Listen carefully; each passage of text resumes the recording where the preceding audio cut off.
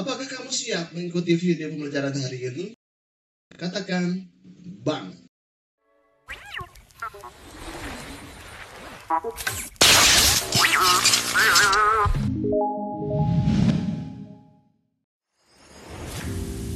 Assalamualaikum warahmatullahi wabarakatuh. Halo adik-adik sekolahan, selamat datang di Ilmupedia TV. Hari ini kita akan membahas materi tentang teks anekdot. Pastikan untuk menonton sampai selesai ya, karena Ilmupedia akan membahas secara utuh materi kali ini dan mungkin belum pernah kalian dengar di kelas kalian sebelumnya.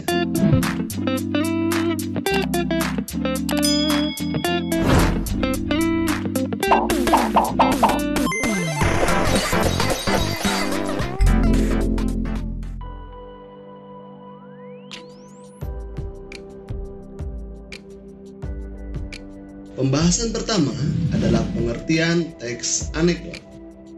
Teks anekdot adalah sebuah cerita singkat yang menarik dan lucu. Biasanya tentang orang penting atau tentang orang terkenal yang benar-benar terjadi. Dari segi makna, teks anekdot dapat diinterpretasikan sebagai hal menarik. Teks ini mempunyai makna tersurat dan tersirat. Makna tersurat diperoleh dari memaknai isi teks dengan memperhatikan segi pemilihan kata, struktur, dan dialog yang dibawakan oleh tokoh-tokohnya. Sementara itu, makna tersirat diperoleh dari latar belakang adanya teks tersebut. Selain itu, nilai didik dalam teks berkaitan juga dengan makna tersirat.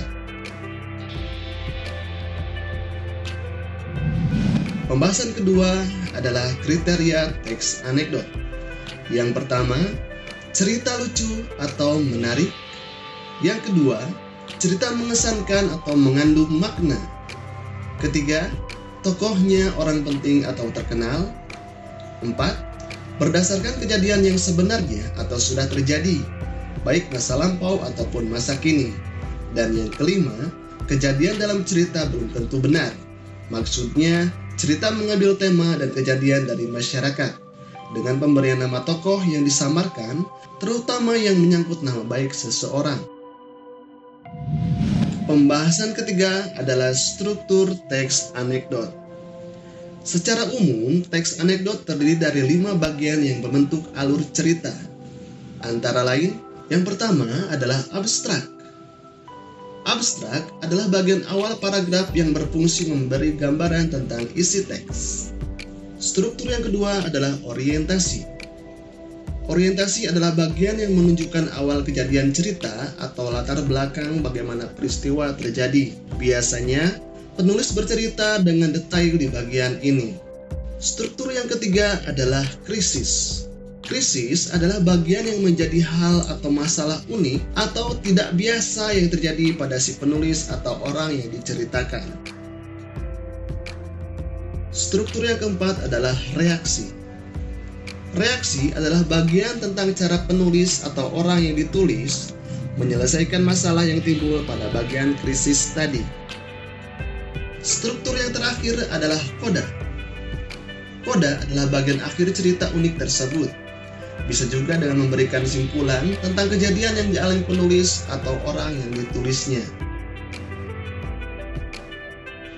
Anekdot yang terdiri dari 5 unsur tersebut merupakan anekdot yang mempunyai unsur sempurna.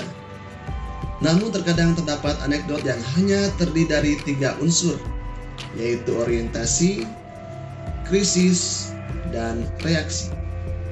Dengan demikian, sebuah cerita teks anekdot minimal terdiri dari pendahuluan atau orientasi, konflik atau krisis, dan bagian penutup, yaitu reaksi.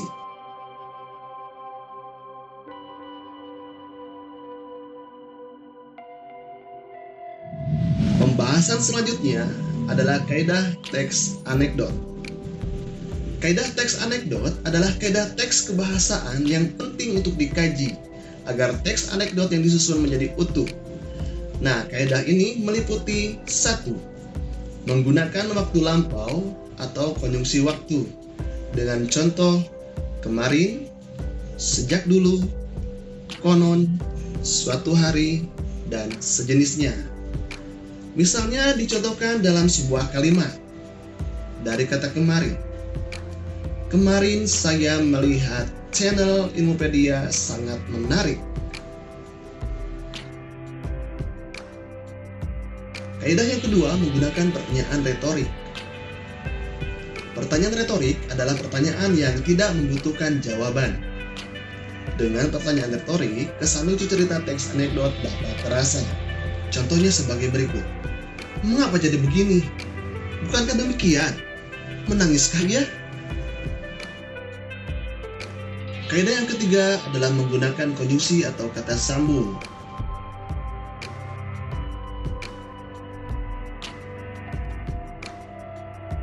Kaidah keempat, menggunakan kata kerja. Anekdot disusun dengan menggunakan verba atau kata kerja. Hal ini dimaksudkan agar aktivitas atau kegiatan terlihat dengan jelas. Perhatikan kalimat anekdot berikut. Mas Onyod, antar saya ke rumah makan ya. 3.000 ya. 3.000? Ya sudah, naik deh mbak. Kaidah yang kelima menggunakan kalimat perintah. Satu lagi kaidah yang sering digunakan dalam teks anekdot adalah menggunakan kalimat perintah. Tujuannya adalah agar memahami struktur kalimatnya. Contohnya sebagai berikut. Tolong ambilkan tas saya dekat pintu. Itulah contoh menggunakan kalimat perintah. Pembahasan selanjutnya adalah mengkonstruksi teks anekdot. Ada beberapa hal yang harus diperhatikan dalam mengkonstruksi teks anekdot. Yang pertama, menentukan topik. Topik adalah ide cerita atau gagasan cerita atau dasar cerita yang menjadi landasan untuk membuat sebuah teks anekdot. Yang kedua, mencari bahan referensi.